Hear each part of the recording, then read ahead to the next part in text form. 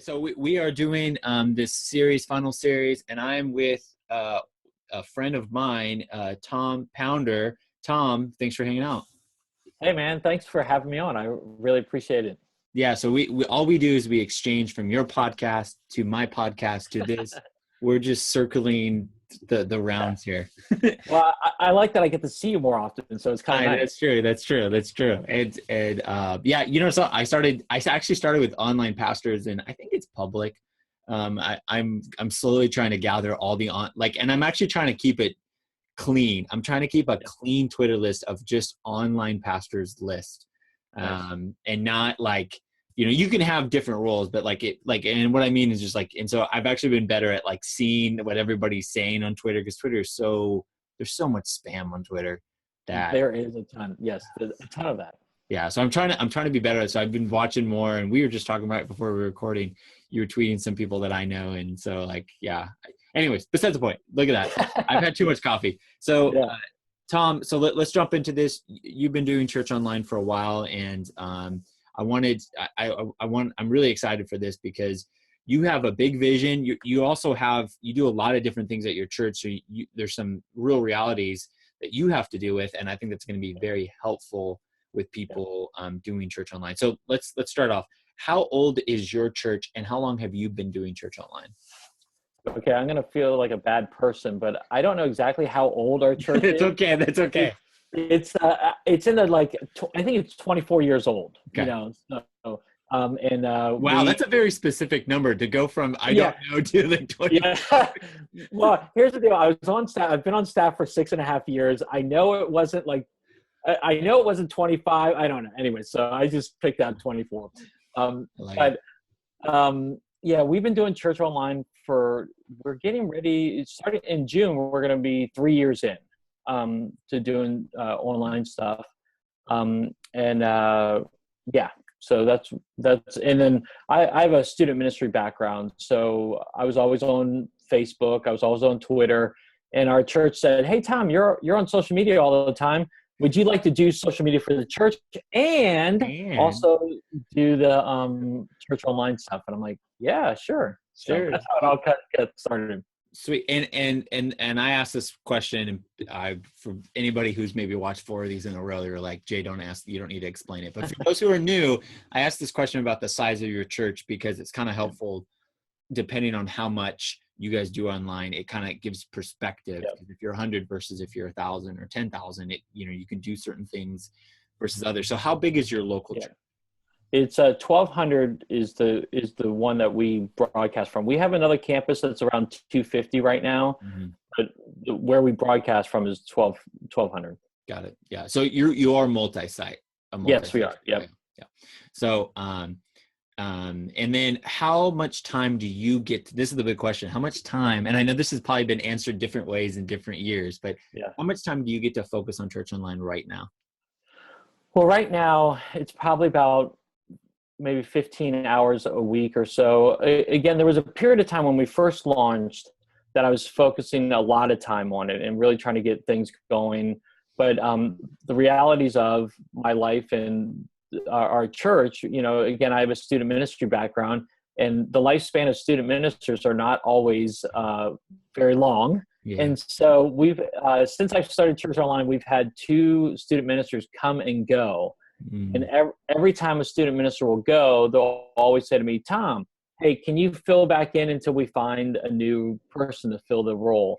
And I say, "Sure." And Sure. it becomes very time consuming.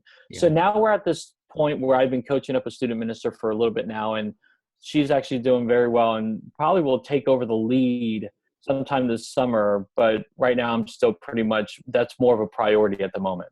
Wow, like that, your church is hitting the typical 2.5-year run of a youth pastor. It's oh, that's a rough. That's rough. But I bet it's like a love-hate, because you love youth ministry, but it's also a focus thing at the same time. Yeah, because I was really excited about doing church online stuff, and because I really felt like God has been preparing me for stuff like this for a while now. And so the fact that I make some progress in our church doing some church online stuff, and then I have to take a step back has been a little frustrating at times. Yeah. Yeah. Well, so, okay. So with your guys' church online, is it primarily local, global, or a little bit of both? It's primarily local. We will tend to hit up most of the local people. However, we do reach out. Like, I mean, we have a person from California, a person from Mexico. The Midwest, we have some people. In the North, we have some people. We actually have a person or two from the UK and Italy. So we have hit or misses, but again, the primary, our audience will probably come around within 50 miles of our campus. Yeah, which is very strategic too, helpful as you guys are making decisions as well. Yes. So okay, so what platform do you use for your church online? And then if you do live streaming, who do you use, or who do you use for your video hosting? Yeah, we use live stream for our for the main stuff, and then we use the church online platform for our services. And we got the live stream just through a hookup. You know, we're very well connected with Exponential. Yeah. So Exponential actually let us use a lot of their equipment to start off with. Oh, wow. And then as we progressed, we were able to get some stuff of our own. But yeah, so we'll use live stream to go through that, and then church online for the platform. And with live stream, because I hear so this is where I'm gonna lay out my cards of like being a spoiled brat at my church. So you live stream actually, so like, cause, and why I said this, because like I have a person I call on staff that deals with all of our live streaming. His name is Larry. He's awesome. He's actually we use Alchemy streaming services, and essentially we are our own reseller. So like some of these companies like StreamMonkey, they just resell Alchemy services, but live stream, you actually get like an encoder or something that sits in your worship center that actually does everything, and then you pay for a service, right? That's correct. Yes, yeah.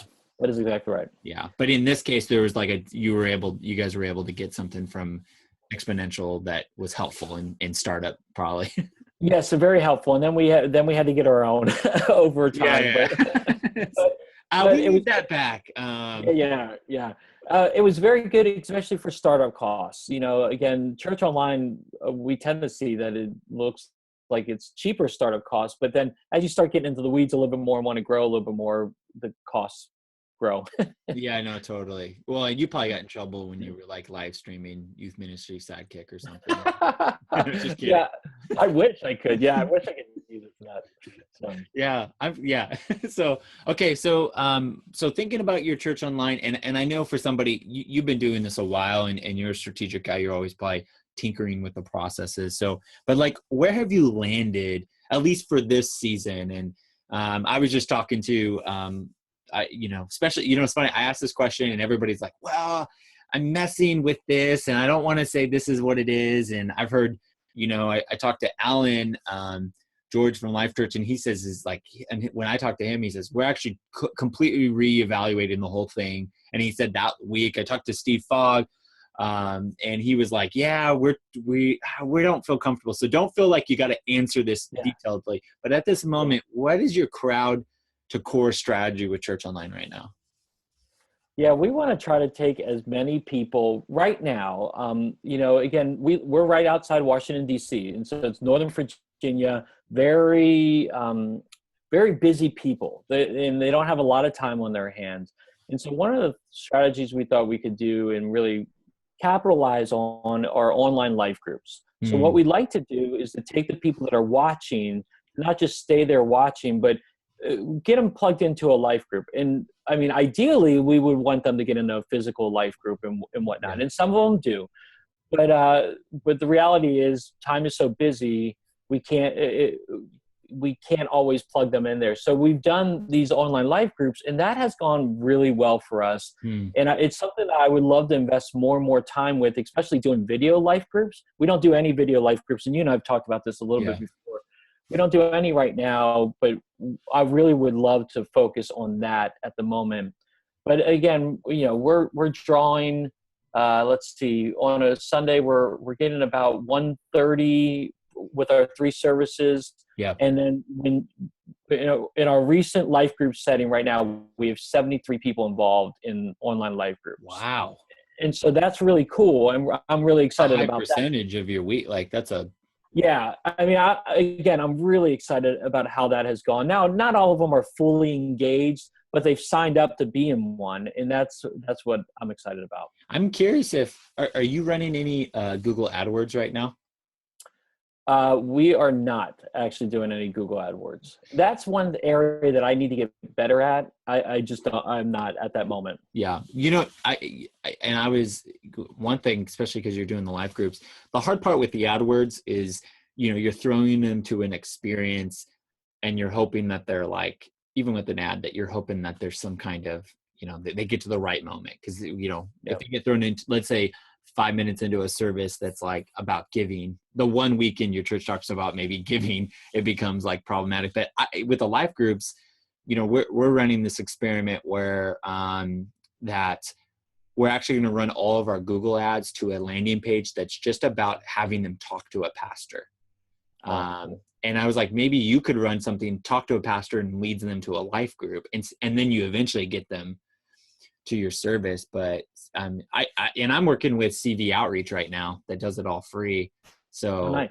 So you need to, like, after this call, like, cause they are doing some cool stuff, like, and I'll be sharing more about what we're doing, but anyways, besides the point, but that's awesome, man, that you got like more than 50% of your people in life groups right now.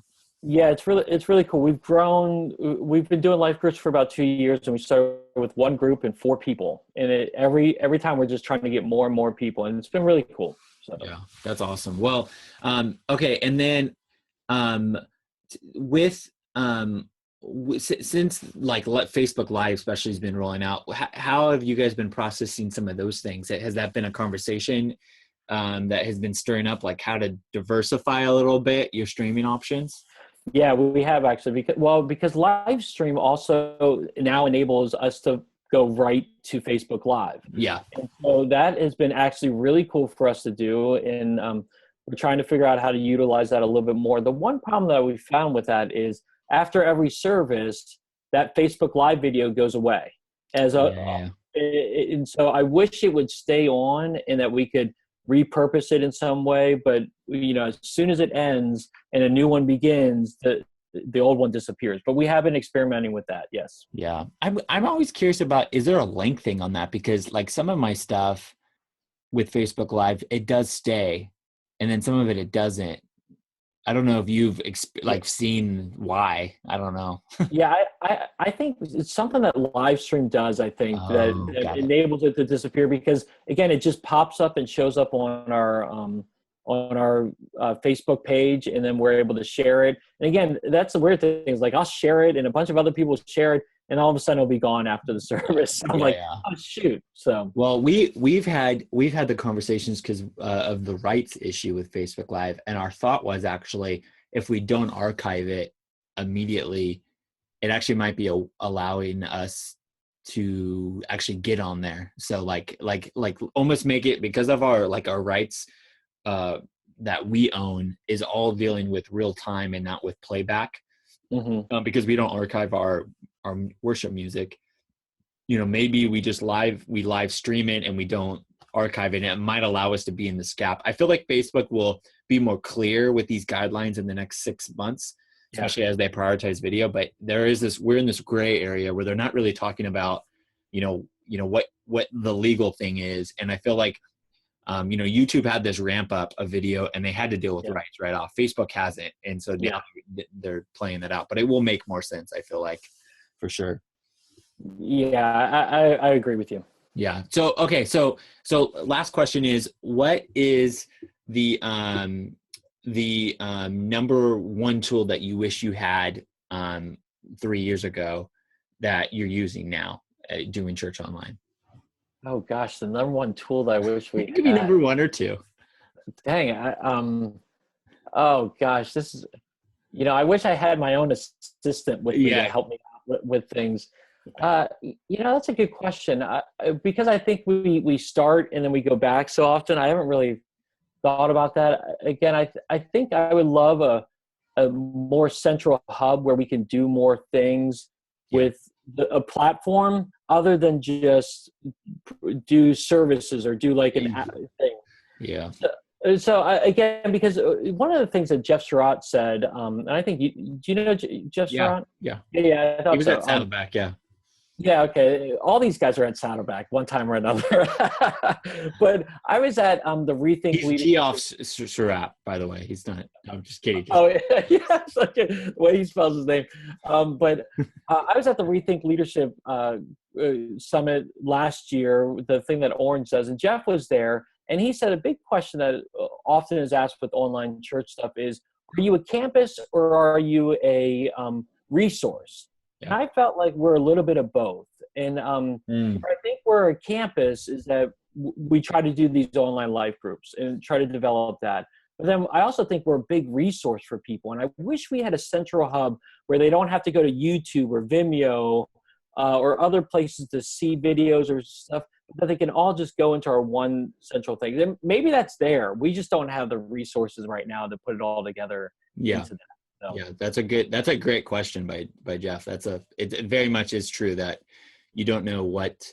Yeah, I often have felt like the same thing with you, where I felt like the odd child, and yes, like we're just like, what's going on with me? Like where do you want me to?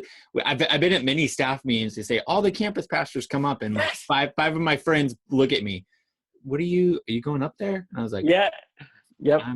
Because the thing that happened in my context is on my position plan, like the way my actual in the way I was hired and HR treats me, like I'm actually labeled as online campus pastor. And I was like, if you just had removed campus from that, there would have been a lot of clarity. Yes. But yeah, I get invited to half the campus pastor meetings. That's the great one. Yeah, we don't know if we should invite you or not to this. I'm like, okay, well, I don't give a hoot. Yeah, I go. So I'm not part of our campus meetings anymore, but I go to because technically I am my campus's number one and number two. I go to the regional campus number two meetings, and it's this like, I'm like, yeah, like I guess I get double the meet. Anyways, it's so a fun world. I mean, I think that's part of it. Yeah. It really depends on the way your church leverage it. I like churches going to the central model and the online campus being part of central more than the region, because we definitely are more an echo and then beyond. And depending, that's the hard part. Not everybody's structural different. I don't like being treated as a campus personally. I think we should be, in my context, the way we do it. Every church is different, but the way we do it, I like, I would rather be an echo or like a ripple effect of the whole thing, and not get, the campus meetings, my campus meetings, they would talk about like, well, this print bulletin needs to be this way. And I'd be like, I don't care about bulletins at all. Yeah. But anyway, dude, Tom, thanks so much, man, for hanging out and sharing what's going on. We're going to put links. He does a podcast and a bunch of other stuff. I've been on his stuff. So definitely check out everything Tom's doing. And Church Online, man, that's where it's going. Yeah, definitely. Well, thanks, Jay. I appreciate being on your show. Thanks, man. See you.